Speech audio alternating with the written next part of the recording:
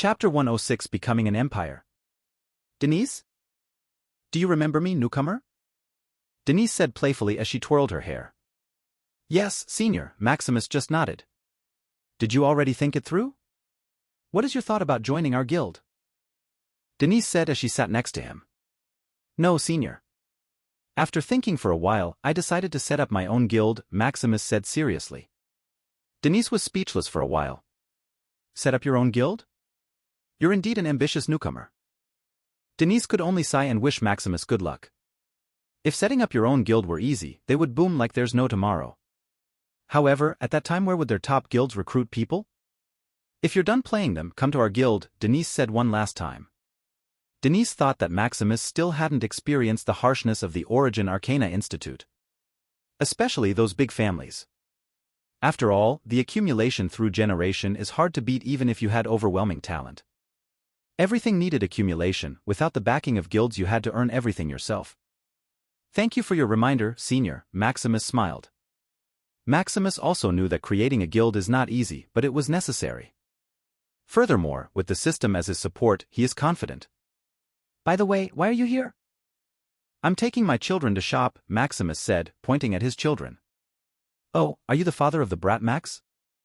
Denise asked. Ella had been chattering about this Max nonstop that she had calluses in her ears. I'm his father. Did my son offend you? No, I'm just curious. Denise didn't mind and waited with him. After a while, the kids finished picking out their pet's favorite food and came to them.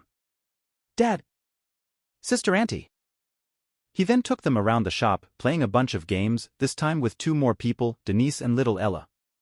The next day? Are you ready for school? Maximus asked as he looked at his children preparing. We're ready, Dad. They said in excitement, eager to meet new people. Suddenly, a flying aircraft parked beside their house. Look, there's your ride to school. Bye-bye, Dad, see you later. They said goodbye one by one as they got into the vehicle. Maximus smiled as he reminisced, sending his children away for the first time. Unfortunately, his wives are still on the celestial ascent path, so they didn't get to witness this. After seeing his children go, he got into the room and connected his consciousness to his kingdom in the cursed continent. Maximus opened his eyes, scanning the surroundings. It looked like I still needed some time to get used to this, Maximus smiled wryly. When transferring his consciousness here, there was a slight delay. Even with his powerful consciousness, he barely got used to it. Walking out, he came to the throne room. How is it, Doran? Are they here? Yes, Your Majesty. The envoy from the Ethereum embassy is waiting outside, Doran said seriously. Earlier, Doran had informed him that an envoy from the Ethereum embassy had arrived, which is why he could only see his children briefly before hurrying here. Let them in. Doran bowed and left quickly, still feeling fear due to the envoy's powerful aura. A while later, two men entered the room. I've seen Your Majesty, they respectfully said without the demeanor of a powerhouse. At ease. I don't know why the two gentlemen came here. Maximus had already noticed that the two exuded the aura belonging to Tier 6 powerhouses, so he was respectful. We came here to confirm the formation of the Empire and congratulate Your Majesty, by the way. I see, I'm sorry I didn't get your names. I'm Kelten. I'm Gladir. They were the ones in charge throughout the southern part of the cursed continent. Originally, when their subordinates reported that someone came to apply for the officialization of an empire, they just shrugged it off. After all, countless empires had formed from time to time in the cursed continent, given its numerous island-like lands. I think you should take a look at. But just as they were about to register Maximus' name, they saw that he was an official student at the Origin Arcana Institute. This greatly shocked and delighted them. They had been envious of their colleague who was in charge of the northern part of the cursed continent. More than 10 years ago, their colleague had a good relationship with an official student from their jurisdiction. Originally they were like them, having no hope of advancing to Tier 7. But with this relationship, they were transferred to a more prosperous position, significantly increasing their chances of reaching Tier 7. Now, seeing Maximus was like seeing their long-lost parents. Then I thanked Gentlemen Kelton and Gladir for their visit to my humble territory. Don't worry about it. It's us who are bothering you. Then, how about we have some snacks while we talk? Sure. After a while, Doran served them snacks, taking out the most precious snacks from the storage ring that Maximus had given him before. He couldn't access the storage in the system here, so he couldn't use the Myriad World Mall to buy things. How is it? Maximus asked, seeing the two silently eating the snacks. It's very delicious, Your Majesty, one of them replied. Thanks. By the way, Your Majesty, did you already know the benefits of officially becoming an empire? No, can you elaborate a bit? Gladly. As you know, you need to register through us within 5 years to be an official empire, otherwise, you will be treated as an enemy. Originally, there was no such rule. However, after some people in the Arcane Continent occupied a lot of land in the Cursed Continent, the Apex Sovereign quickly abolished it, making them return to their origin or face death. That is why only people who were born here are eligible to establish an empire. Of course, people from other continents are eligible to trade here, but only with lands that have officially become an empire. This is one of the benefits. After your empire becomes official, people will have the right to have business transactions here. Is it dangerous? Maximus asked worriedly. Even though his territory has set up a Tier 3 formation array, it can only take a few hits from Tier 4 and it will be destroyed. Don't worry, most of the merchants that usually come are affiliated with us. Furthermore, if you like, you can request their eviction. Good. Seeing that Maximus was satisfied, the two continued to introduce the benefits of becoming an empire. As Your Majesty's territory officially becomes an empire, it will fall under the jurisdiction of the Ethereum Embassy. With this, you'll have a stable channel to exchange gold coins for magic crystals at 1000:1 without limit. They said, expecting Maximus to show joy, as most people establish an empire to make money. Having a stable channel to exchange gold at a stable price is a must, and of course, the coin must be the official minted coin of the Ethereum Gold Chamber of Commerce. Oh. Maximus just nodded expressionlessly. He could exchange gold coins through the system ages ago, so this benefit was just an addition. However, it was also good, as his digital currency now had the backing of magic crystals instead of just gold coins. Seeing that Maximus was getting bored, the two hurriedly introduced all sorts of benefits that come with becoming an official empire. What about the cost? I heard that you needed to hand in tax or something? Indeed, this tax evaluation is not based on the empire's income but the size of land and population. So, the bigger the land, the higher the tax? They wryly said, acknowledging that despite the benefits they mentioned, there was a major flaw: taxes. How much is it?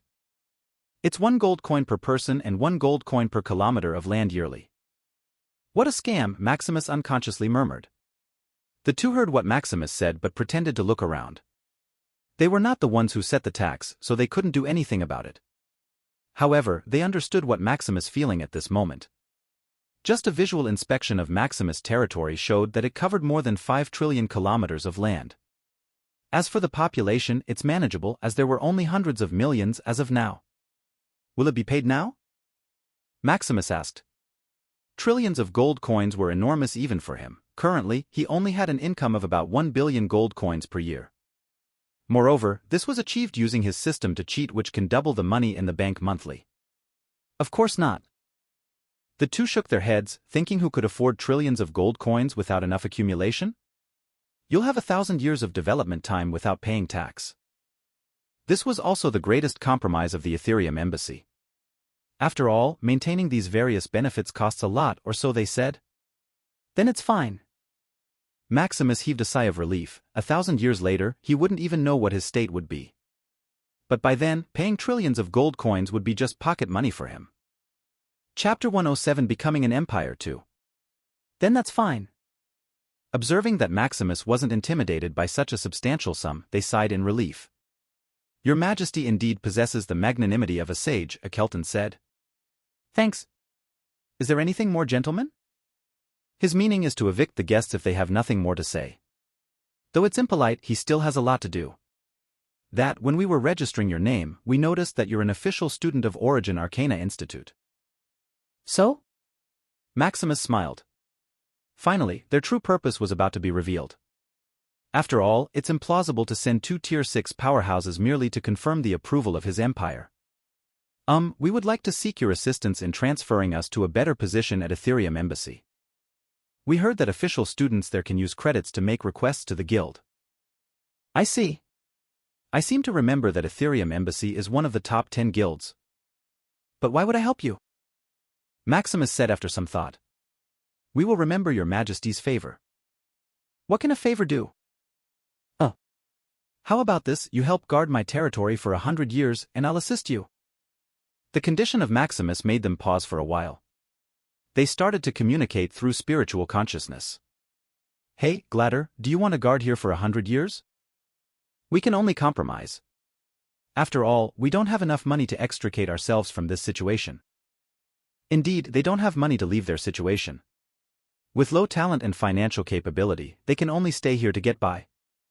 However, even if they had enough money, it still wouldn't be easy to get out of here. Otherwise, why would they still need to flatter Maximus?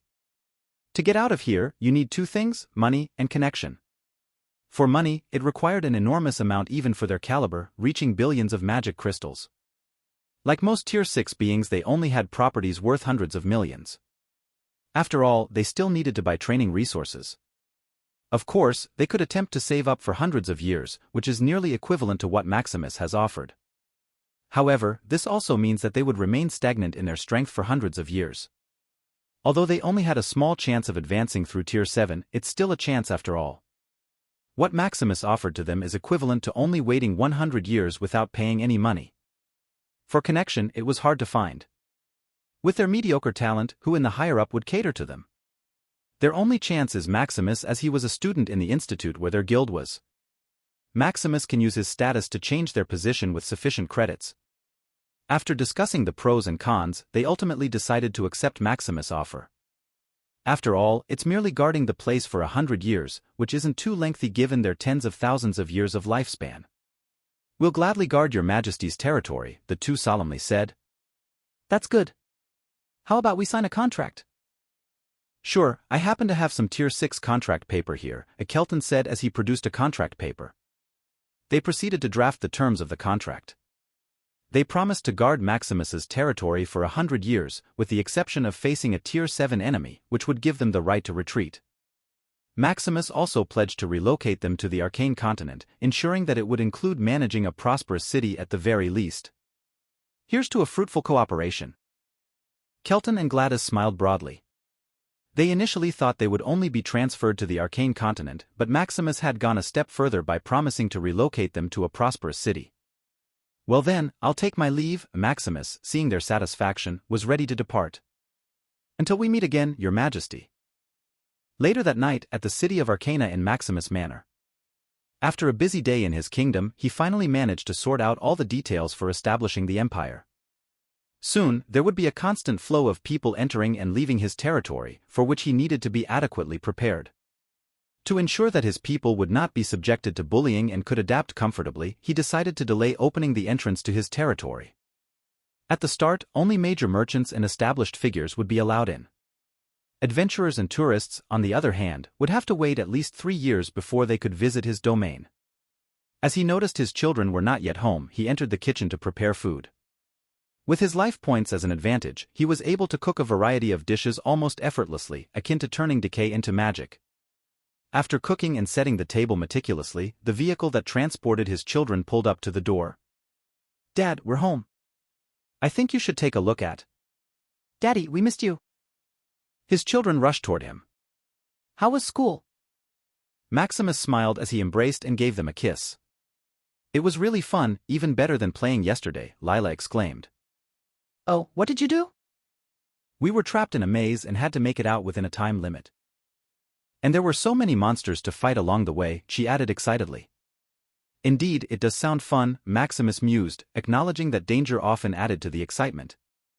And how about you 5? How's grade 1 treating you? It's kind of a hassle, Neo murmured, wishing to just lie down and rest. We didn't do much. It felt like we were running for years, then suddenly the teachers said it's the end of class, Sam said with a hint of disappointment. Unfortunately, they hadn't been able to use their robot as their task was to train their willpower. Stop, nightmare. Neo, who had just laid down, shuddered when he heard Sam's words. Being only 5 months old, how dare their teacher subject them to torture such as running? Perhaps he should tell his father about this and see if he could rescue him from that nightmare. But it's pretty easy for us, Serene said, not comprehending the difficulty their brothers were facing. Of course, it's easy for you to say. You just need to freefall from the sky. How cool is that? Luke chimed in, looking enviously at his 5-month-old sisters. The girl's task was to free fall from various heights without any equipment and land safely. Fortunately, the teacher possessed considerable power, ensuring that no matter how they landed, they wouldn't get hurt. How about we eat first while you tell me about school? Maximus suggested, seeing that an argument was about to erupt. Wow, delicious food. Their attention finally shifted to the food he had prepared. Let's eat. The children seated themselves and eagerly dug into their meal. Even Neo, who was born lazy, managed to get up, filling the void of energy he had consumed earlier. By the way, why have you been so quiet today, Max? Maximus inquired, noticing that Max hadn't said much throughout the day. Max hesitated, unsure of how to respond. Liam, tell me. Maximus turned to Liam, suspecting that Max might have encountered some trouble at school. Ha ha ha, it's because he was defeated by that little girl, Ella, Liam chuckled, remembering Max's expression from earlier. Ella? Is that the little girl who was with Max in the library? Yes, father. Max was being quite arrogant earlier, flaunting his shiny armor everywhere. Then that feisty Ella challenged Max to a fight, feeling that her spotlight was being overshadowed. Oh, Maximus glanced at Max, who was now blushing in embarrassment. It's all right, Max. Just take this as a lesson not to let arrogance get the better of you. Maximus offered his advice, but upon seeing Max's demeanor becoming more downtrodden, he modified his approach. If you really don't want to lose, then train harder. Yes, Dad. Max's spirit was rekindled as he resolved to beat Ella in the future. Well, as long as you understand. While Maximus and his children were enjoying their meal somewhere in the Moonlight Empire on the Sunburnt Plateau. Are you really going to be gone for a long time, brother? Amara asked with a pitiful expression as she gazed at her brother Alistair. Yes, this place is too barren. I need to go to the Arcane Continent, Alistair responded with a cold tone. It had been 4 months since Alistair regained his memories from his past life. Now, he had advanced to the peak Tier 2 Great Knight, yet he still felt dissatisfied with his progress. The mana here is too low. I need to become stronger quickly, Alistair explained, his determination evident. Originally, after regaining his memories, Alistair had been consumed by thoughts of revenge. However, as he calmed down he thought that something significant must have occurred. After all, with the Nexus continent's leader, Malgren, being the strongest in the world, powerhouses from other continents wouldn't be able to kill them without causing a big commotion. Indeed, as he tapped into his battle will that was bound through this world, he noticed that the original Nexus continent was riddled with holes through which corrupt energy seeped in. Were it not for the array formations blocking it, the current Curse continent might not even exist. The reason for his urgency to become stronger was rooted in fear. Yes, a former Apex sovereign was afraid. Whatever lay on the other side of those holes resembled a manifestation of terror, and it was getting nearer and nearer. Is that so? Amara's eyes welled with near tears. She didn't know what happened to Alistair 4 months ago, that he began training like crazy. Unbeknownst to Alistair, Amara was also a reincarnation of an Apex sovereign. As he simply regarded her as a highly talented girl, as the talent of that caliber had been quite commonplace during their prosperous era. Yes, but rest assured, in a few years, I will return and take you to the Arcane Continent. Alistair could only guarantee his safety by journeying to the Arcane Continent, so he couldn't be with his sister. Then you have to promise. I promise. Chapter 108 Becoming an Empire 3. The next day, after sending his children to school, he transferred his spiritual consciousness to his kingdom. Coming out of his room, he hurried toward the podium in front of the castle. Is everything ready? Maximus asked Doran, who was pacing back and forth. There you are, Your Majesty. Everything is in place. Yesterday, after the officiation of his territory, he asked Doran to prepare for the announcement of this news to his people. Lead me to the podium.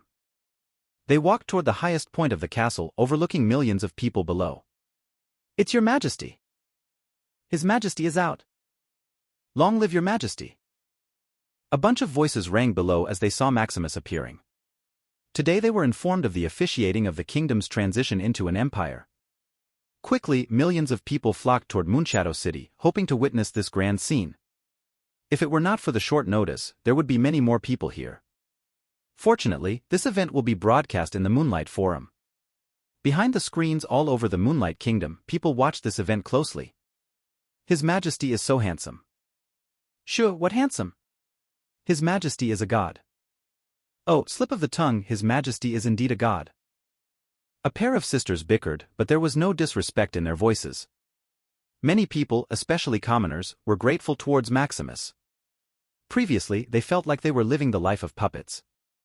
Always following orders, succumbing to the way of life. Even then, their lives still did not have a guarantee. Maybe today they would have enough food to eat, and then tomorrow a few bandits would ransack their place. Even worse were the nobles with bottomless greed. Always raising taxes, making them slaves who worked tirelessly for nothing. After they had migrated to the Moonlight Kingdom, they were more free. Free in a sense that they could do what they liked without much repercussion. Previously, even wearing some flashy clothes was taboo, as some noble might think that they were disrespecting them. Now all kinds of clothes in different style flourished, making it the fastest growing industry. As for where the materials for the clothes came from, it was mainly from plant fiber. But there were also higher-end materials like silk and cotton. Now they only needed to be mindful not to do bad things like theft or anything that would harm the other party. Now, even if someone scolded them in the face, they could only scold back. Now, they would not get hungry and be picky about food. Now, they can even train to be a knight or a mage. Now. Anyway, all of this was thanks to their wise and powerful ruler. Seeing their Majesty in the flesh, in moving pictures, they couldn't help but praise. Hey, do you think I have a chance of becoming His Majesty's wife? Even a slave would do. Come on, look at your face, like a painted pig. His Majesty is something you can't tarnish. I know. I'm just daydreaming. Humph, better restrain yourself. I heard His Majesty's wives look like fairies. Oh, how enviable. Don't worry, just practice and become a Tier 1 mage or a knight. I heard that mana will bless your body, making it more attuned to the world. Yes, I heard that the academy will open in a month. Unfortunately, I only have common talent. It's alright, once I succeed, I'll take you to the skies. I really envy your rare talent, Sai. Suddenly, Maximus, who was on the platform, began to speak.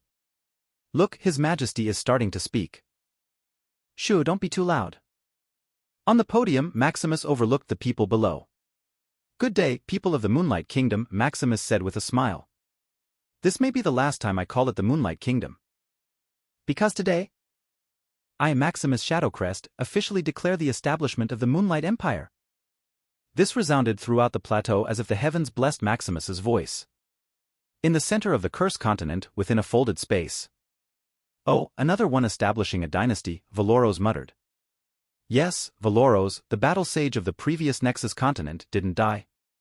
He was tasked by Malgorn to protect the continent. I think you should take a look at. After all, who knows what the apex sovereign from another continent might do to the Nexus continent? This is the place where they condense their battle will. If it were destroyed, then they would die. And how can they really trust others with their lives?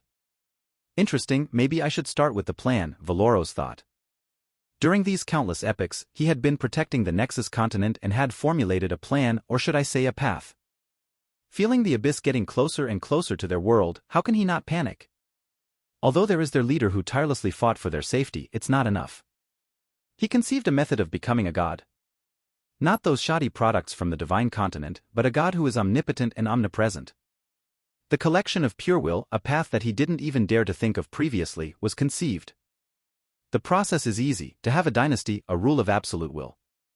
As long as there is enough population and strength, this collective will condense, becoming an omnipotent god. Of course, the current Nexus continent is not enough, it needs the whole Ethereum realm. But how can that happen if even the strongest in the world, Malgorn, didn't achieve it?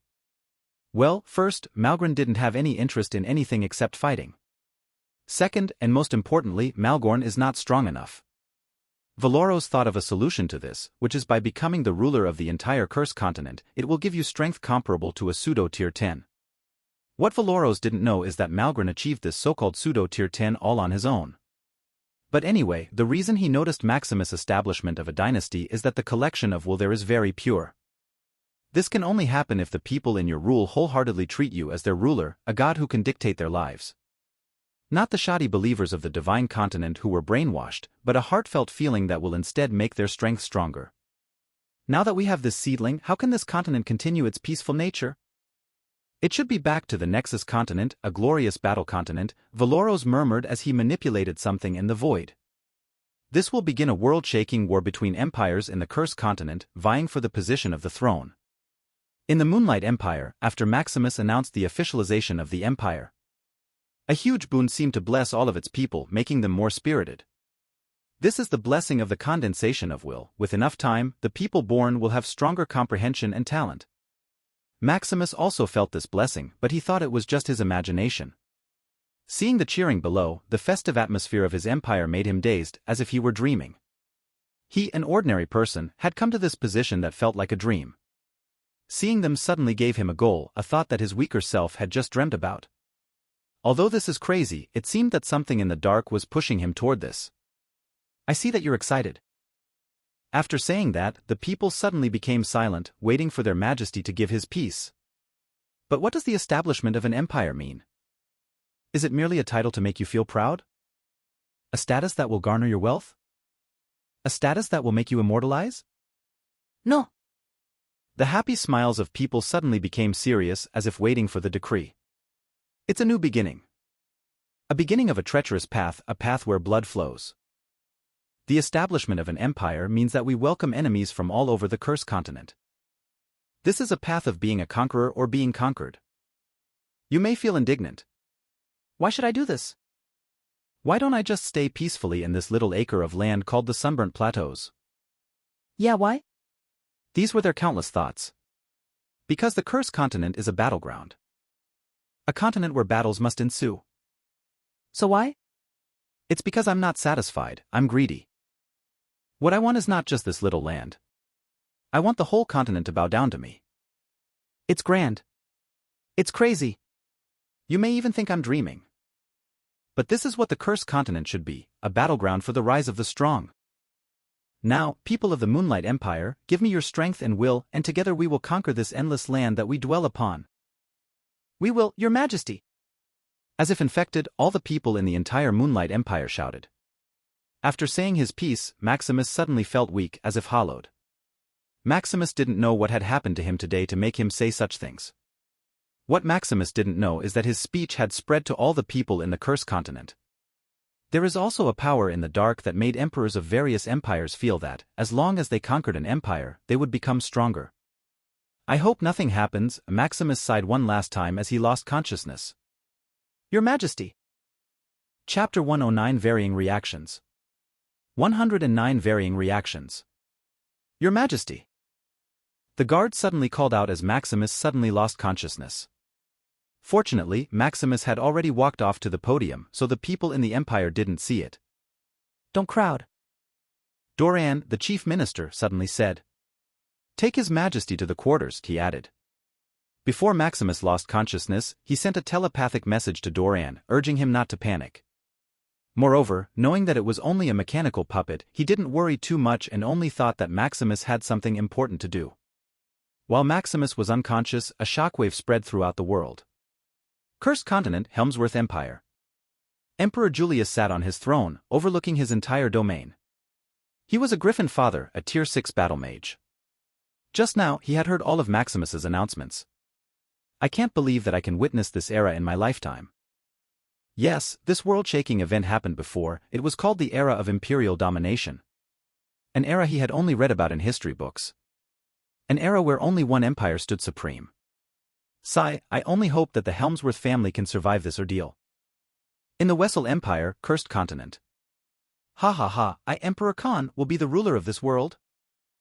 This proclamation reverberated throughout the entire Wessel Empire. Khan, who was proficient in history, economy, and politics, had heard of this era. An era where one could rule the entire Cursed Continent. Based on the records, this era occurred every other thousands of epochs, producing invincible figures across realms. Like the previous ruler of the Cursed Continent thousands of epochs ago. Holy Emperor Ashoka, although limited to Tier 8, was said to be able to fight back-to-back with any Apex sovereign. This earned him the title of the strongest under the Apex. I just don't know why this emperor failed to reach Tier 9, Khan couldn't help but ponder. If Valoros knew what he was thinking, he would just sigh in pity. This holy Emperor Ashoka is indeed the strongest Tier 8 in the world. he is also the closest to achieving his plan of creating an omnipotent God. But condensing the collective will of the people is like advancing to Tier 9 1,000 times simultaneously. Ashoka exhausted all his lifespan, but he didn't even come close to becoming an apex sovereign. Valoros can only hope that Maximus will achieve this step, otherwise he can only retry again after 1,000 epochs. Just that, Valoros was uncertain whether the Ethereum realm still had time before the abyss came to this world. In the southern part of the cursed continent, in the Ethereum embassy. Sith, it looks like our deal is at a loss, Kelton sighed at his partner. They had just come back from visiting the Moonlight Empire yesterday. Now, hearing such a declaration sent shudders to his chest. They had just promised Maximus to guard his empire for 100 years, yet now the dark era of the cursed continent had begun. Don't worry too much, I read in history that this era of imperial domination is limited to Tier 6, the Sith comforted. I know, that's why my chest hurts, Kelton said with a hint of grief. If only Tier 7 were allowed, then we could justifiably escape. Now, even if we're besieged by Tier 6 beings, we can only grit our teeth, Kelton continued. Oh. How can we be so stupid? Kelton, why were you so naive? Sith also realized it just now. That cunning Maximus fooled us into signing such a crooked contract, Sith nearly teared up. Maximus had also overlooked this part. After all, on such a peaceful continent, who would bother to attack his empire? He only signed a contract with these two for assurance. But now, everything is in shambles because of some dark hand. Sith and Kelton can only suck it up and endure. They only hope that Maximus compensates them for such suffering. In the Origin Domain, Arcane Continent, in Arcana Tower. Oh, Valoros has started it again, Fialon murmured as he felt what happened to the cursed continent. I just hoped that fewer would die this time. The Apex Sovereigns knew much more about this event than what was written in history. After all, they witnessed the first to just the recent era of imperial domination. At first, they thought that Valoros was up to something. After all, besides being the smartest in the world, Valoros is also known as the most scheming man in the world. But as time passed, the first imperial domination, the second, the third. All the emperors that succeeded and conquered the cursed continent only reached the pitiful Tier 8. It couldn't even reach their realm. As for these Tier 8 individuals being able to fight with Tier 9 apex sovereigns? It was just newbies fighting each other. As for them, the old-timers who were only one step away from Tier 10, it's just a bigger ant. So now, these apex sovereigns just regarded these activities of Valoros as entertainment. They thought that Valoros was just reminiscing about the past of the Nexus continent. They also tried to study the mechanism of how the Emperor would strengthen as they conquered other empires. It was through the collective will of the people, which is like the power of gods. As for its further effects, they didn't know, as it would only show its effects after the ruler of the throne reached Tier 9. I seem to remember that the initiator of this era is one of the genius of this celestial ascent path trial, Fialon thought as he thought of Maximus. Thinking of this, he only hoped that Maximus can leave this competition and not die. Meanwhile, in the city of Arcana, Maximus Manor. Maximus, who had been unconscious, opened his eyes. Huh? What happened to me? Maximus questioned himself. What had occurred this time was truly peculiar. Remembering the words he had dared to utter in front of his people, Maximus was sure that it was not something he would say. Am I being controlled? Maximus questioned again, but this time he directed his attention to his system. His system was bound to his very core, so if something had tried to control him, the system should have reacted. Soon, he came to understand what had transpired. He had been induced. Someone had amplified his desire for conquest. While the system could block any form of direct control over him, it was vulnerable to indirect influence. Now, what should I do? This was Maximus's foremost thought in the present moment. As he had been uttering nonsense earlier, he realized that his voice had resonated far and wide. It was now only a matter of time before his name spread throughout the entire continent. Fortunately, there are still 2 protectors that I recently hired. Maximus couldn't help but sigh in relief as he thought of Sith and Kelton. Anyway, I need to rectify what happened, Maximus muttered as he swiftly transferred his consciousness to the cursed continent. In the Moonlight Empire, Maximus's castle. Where am I? Maximus questioned as he lay in bed. My room? Observing the familiar ceiling and furnishings, he confirmed that he was indeed in his own room. Your Majesty, you're awake, Doran entered upon hearing Maximus's voice. It's you, Doran. Sigh, I'm relieved that you're awake, Your Majesty. We were concerned that something had happened to you, Doran sighed. How has the reaction been among the people of the Empire? Maximus asked, curious about his people's response. That? Your Majesty, your charisma is as awe-inspiring as ever. In short, the citizens of the Moonlight Empire are ready to wield their swords against any obstacle that crosses your path. Doran marveled. He had expected people to protest against Maximus's arrogant declaration. However, the opposite had occurred. The people wholeheartedly supported Maximus, as if it were the natural course of events. Of course, this should have been the influence of something the moment when Maximus lost consciousness. Earlier, just after Maximus lost consciousness. Huh? What just happened? The people on the podium below reacted. They appeared to have been affected by the impassioned words of His Majesty, unconsciously responding. But upon contemplating the declaration made by His Majesty, it became clear that he had declared war across the cursed continent. How could they respond to such a thing? War meant death and hunger, just as they had experienced in the past. Just as they were about to voice their concerns, a wave of will suddenly instilled in them a surge of information. This information pertained to what awaited them upon victory in the war. For poor commoners, what attracted them was magic crystals, each worth 1,000 gold. For the elderly, extended lifespan was a compelling incentive, potentially granting them more years. For those with modest talents, a blessing in aptitude was enticing, promising to greatly enhance their potential. For emperors, the reward was, of course, the augmentation of strength as they expanded their dominion. All the desires of the people could be fulfilled, as long as they emerged victorious against other empires. This was the incentive Valoros had introduced, making the world more violent, imbued with a thirst for battle, and most importantly, urging them to conquer until only one power remained. As one of the peak apex sovereigns, these rewards meant little to him. After processing the information, a hint of excitement and greed coursed through their very beings. The world revolved around benefits, without them it could not function. Now that these incentives lay before them, how could they resist? We fight for the Empire. We fight for the Emperor. We shall conquer these boundless lands. A voice shattered the silence, igniting their fervor as they joined in the chant. We fight for the Empire. We fight for the Emperor. We shall conquer these boundless lands. Chapter 110 Visit from Afar. Doran then explained why the reaction of people. Maximus lost consciousness and then returned to the arcane continent. The will that was meant to convey information about the era of imperial domination didn't reach Maximus. So that's it, your sense of enlightenment passed through Maximus. So I just initiated the signal for the beginning of this era of imperial domination, Maximus smiled wryly. It was unfortunate that this occurred while he was still weak in strength. If this had happened later, he could horizontally push the entire cursed continent. But this can't be deemed a bad time. It's a turbulent period full of opportunities, Maximus concluded. As the saying goes, war is the greatest opportunity to amass wealth. This is indeed a wise saying, Your Majesty, Doran chimed in upon hearing Maximus. Now we only need to fortify our defenses and bide our time, Maximus instructed Doran. Maximus didn't want to engage in this war for now, he was weak and financially poor. Fortunately, there are still 2 Tier 6 protectors, so he didn't worry too much. As long as he didn't provoke anyone, there shouldn't be a significant threat to his empire. I will, Your Majesty, Doran said. Go, I still have something to attend to. It's getting late and his children are about to come home. Amidst all the chaos of war and potential gains, nothing is as important as his family.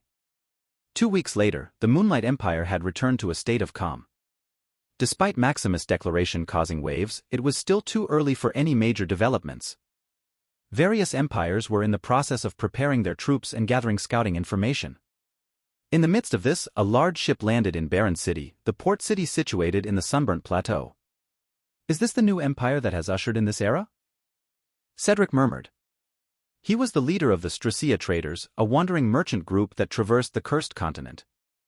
Just as he was about to head straight to the Moonlight Empire to scout the place, 2 auras comparable to his suddenly emerged. Excuse me, sir. May I inquire about the purpose of your presence here? Sith asked. They just signed the crook contract with Maximus. As a result, they were compelled to adhere to its terms, lest they face repercussions. Upon receiving news that the Starsea traders had arrived in Barren City, they swiftly made their way to confront them. I am merely scouting the area for potential business opportunities. Considering this is now an empire, am I not allowed to conduct business here? Cedric explained. That does appear to be the case, Kelton conceded. But your strength exceeds what this land can easily bear. It might be wiser to send your crew instead, Kelton suggested. Wouldn't it be more efficient for me to conduct the investigation personally? Cedric muttered, displaying his dissatisfaction. If his crew were to handle the scouting, it would likely take significantly more time. Due to the sensitive nature of the current situation, such precautions are necessary, Sith explained. Ah, I just remembered, Cedric he faked. While he was aware that the era of imperial domination had begun, he hadn't given it much thought. After all, his role was that of a merchant, not a ruler. In that case, I'll send my crew to explore the land, Cedric compromised. How about we indulge in some tea as we await their findings? Seeing that Sith and Kelton showed no signs of departing, Cedric extended an invitation for them to stay. Gladly, Sith and Kelton agreed. In the Moonlight Empire, at the entrance of the Array Formation, Eric, the leader of this expedition from the Starsea traders, arrived at the edge of the Moonlight Empire. Halt! A guard within the array called out, poised to activate the Array Formation. Easy there. We're just merchants, Eric smiled, raising his hands. Eric felt that the array could obliterate them if they made any sudden moves. This array formation in the Empire was a Tier 3 formation with both offensive and defensive capabilities. Such a huge formation could even deter Tier 4 entities from advancing. Throw in your passes. The guard also knows the procedure when outsiders came. They had been informed that merchants were permitted to enter with a valid pass. Here, Garrick handed over their passes. These passes were business credentials authenticated by the Ethereum Embassy and the Ethereum Gold Chamber of Commerce. Possessing one signified their commitment to conducting business without causing harm within the land, or else the pass would be revoked. After taking the passes, the guard employed a token given by the Ethereum Embassy to verify their authenticity. It's all right. You may proceed to enter after registering, the guard informed them. I think you should take a look at. Register? Eric was perplexed but complied nonetheless. Here, you should be familiar with this process. Input your mana and spirit signatures. This process is quite advanced, Eric noted. Such a method of identification was typically only found in the Arcane continent. Most empires identified individuals solely by their mana signatures. The rationale was that if someone were to act dishonestly, they could be tracked anywhere using their soul signature as opposed to a simple mana signature. Nevertheless, they completed the registration. After all, they had little to worry about even if someone were to track them. Done. Additionally, input your information here. So many procedures, one of Eric's men grumbled dissatisfied. If you find it troublesome, you're free to leave. The guard retorted sharply. This stringent approach was a directive from Maximus. He would rather discourage their entry than allow any chaos to unfold in his domain, hence the strict measures. Don't be concerned. My companion here is feeling a bit lightheaded, Eric explained, shooting a cold glance at the man who had spoken. Humph! The guard simply snorted. Although these guards were at most Tier 1, their confidence stemmed from the array's protective influence. This token serves as your identity marker. It will facilitate your navigation within the Empire. The guard handed over the tokens. Well, thank you. After receiving their identity tokens, they proceeded to enter. We'll reconvene here in 3 days. Remember, do not stir up any trouble or I might have to intervene, Erica warned with a cold voice. Though he had been polite with the guards earlier, he also projected an air of toughness. Yes, boss, the crew replied in unison. Shortly after, they dispersed. Eric ascended into the sky to get a greater sight. So much construction? Eric muttered to himself. Despite being on the Empire's outskirts, numerous ongoing construction projects were evident. Furthermore, he also saw various Tier 0 and 1 mages look like full-fledged construction workers without the air of a noble mage. Remarkable. It appears that the initiator of the era of imperial domination is indeed unique. Before long he arrived at the first city. What magnificent architecture! Eric couldn't help but exclaim. Truly ingenious, he added. He observed how the architecture seamlessly intertwined with the array, imbuing the formation with blessings and enhancing its strength. The resulting visual spectacle resembled a marvel of the world. Your token, the guard reminded Eric, noticing his attempt to enter without it. Oh, right here, Eric just sighed at the strictness of the place. Welcome inside, the guard invited, satisfied with Eric's compliance. Upon entering the city, Eric let out a sigh of relief. Hopefully, all these troubles will be worth it, he thought. Soon, he was greeted by a bustling scene reminiscent of the cities in the arcane continent. Although weaker in power and with lower mana density, the city's prosperity rivaled that of cities in the arcane continent. Big money!